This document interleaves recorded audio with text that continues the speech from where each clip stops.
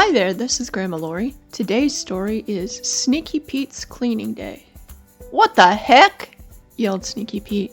He had just returned from his time in the country to find his home a total mess. There were clothes, food, and trash strewn all over the place. Reggie, I know you did this. Get in here, Pete yelled. Reggie had snuck out, not wanting to face Pete. He was Pete's brother. I'll deal with him later. I need to get this cleaned up, said Pete. He went into the kitchen to grab cleaning supplies, his broom, dustpan, and a mop. The kitchen was even worse. I'm gonna kill him, Pete said to himself. Breathe, breathe, it'll be all right.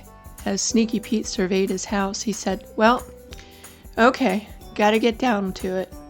Mom always said do one thing at a time and do it well, then move on to the next thing. So first, the kitchen. As Sneaky Pete washed the dishes and cleaned up the kitchen, he continued to talk to himself. What kind of punishment would be enough to cover this mess, he wondered. Once the kitchen was cleaned up, Pete went into the living room. He took in everything and decided picking up the clothes would be the first thing to do. He gathered all the clothes and took them into the bedroom. He was stunned when he saw the already huge pile of laundry waiting for him. Well, I guess I'll need to get the laundry started before anything else.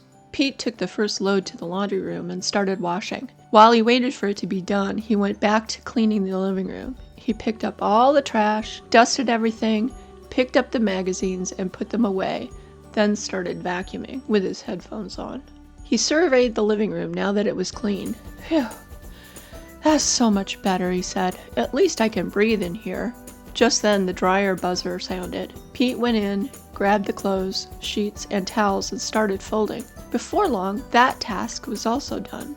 As he finished folding the last towel, he made a little face that looked like Reggie and started talking to it. Reggie? Really? How could you let the house get like this? Pete asked. You came back earlier than I thought, Reggie said, hearing Pete talk to the towel. I'm really sorry, Pete, said Reggie. I was planning on cleaning it all up at one time, but it got away from me. Obviously, said Pete. How can we prevent this from happening in the future? Let's go to the kitchen, suggested Reggie. I made some boiled acorns that are quite tasty. I noticed, Pete scoffed. The boys sat and talked over acorns. They came up with a plan for the next time Sneaky Pete went on vacation.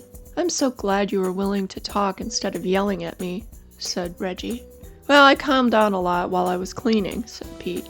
I guess taking some time to think before reacting is better than choking you. Reggie laughed. I agree. This has been Grandma Laurie. Thank you so much for listening. I hope you enjoyed the story. The illustrations are in the link in the description box. Thank you.